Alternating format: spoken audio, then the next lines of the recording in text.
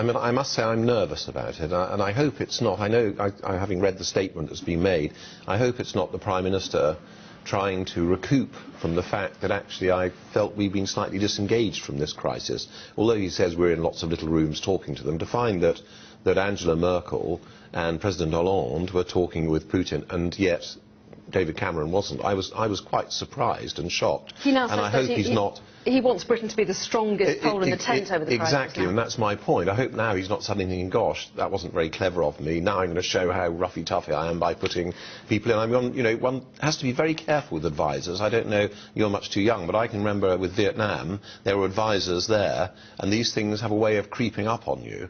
I think we've handled the crisis badly from the beginning. There's no doubt that Putin has behaved appallingly. He's revisionist. He's annexed the first bit of European territory that's happened since 1945. There have been some terrible things happening in eastern Ukraine. That is all absolutely certain. But I think we've got to be very careful. The Russians have a strange perception of NATO. They think it's an aggressive alliance. They think this is that NATO wanted to take over Ukraine. The ordinary Russian people think that. We need to think like the Russians, and I must say I still remain slightly nervous. We've got to be hardline. We've put in place all these sanctions, although of course Putin says the sanctions are what is causing all the problems in Russia. It's not. It's oil prices, but Putin can pretend it's the West, and the Russians rally behind him. Tell us a little bit more about why you say it makes you nervous. What kind of reaction do you think it could provoke from President Putin? Well, I think he will see this as NATO starting to station troops in the Ukraine. I think that's how he will explain it to his people. Now, we know they're just going there to train on what you call non-lethal. I mean, you've got to be quite careful about what's non-lethal. If you have very good intelligence and you teach people to fight as infantry, that very rapidly stops being non-lethal. And I'm sure the next step would be, well, let's give them some lethal weapons as well as long-lethal weapons. And I am not sure that this is quite the right way to go at the moment. What we do have to be absolutely clear on is that the Ukraine is different from the Baltic states or any NATO country. And without a doubt, Putin must be in no doubt whatsoever that if he touches a NATO nation, this means you could well end up with hot war, hot fighting.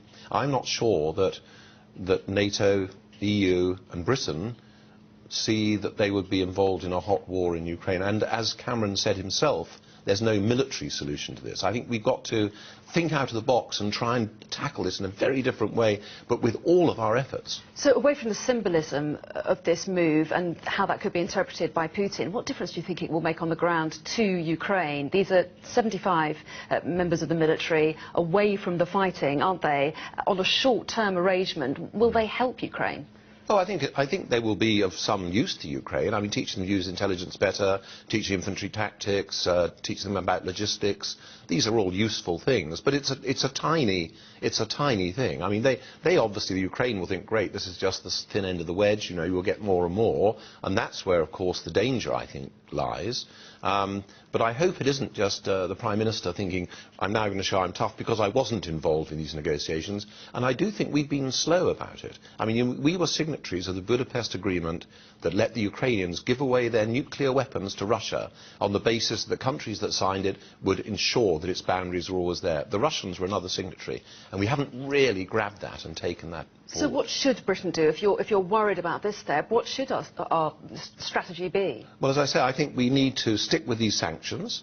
I think we need to redouble our efforts in terms of what one might loosely call propaganda, of stating what the position is. I think we should call another sort of meeting, and with the Russians maybe as the key people in it, because they have valid interests in that area, but then maybe looking at the whole place and saying, could we set this up on a different base? Could the Crimea, which is being annexed, could we look at this as some sort of separate enclave, looked at maybe in the way that Austria was looked at after the Second World War, something like that? I mean, we need to do something quite radical in those sorts of ways, fully including the Russians, to make the Russians realise NATO doesn't want to take over Ukraine, NATO doesn't want to have troops in the Ukraine, not so he can't say this to his people, but be absolutely clear what he's done is wrong.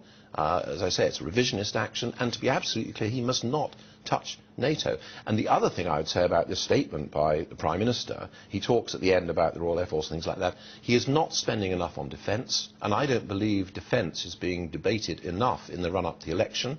I actually believe that both parties have almost got an agreement, let's not talk about it because it's too tricky.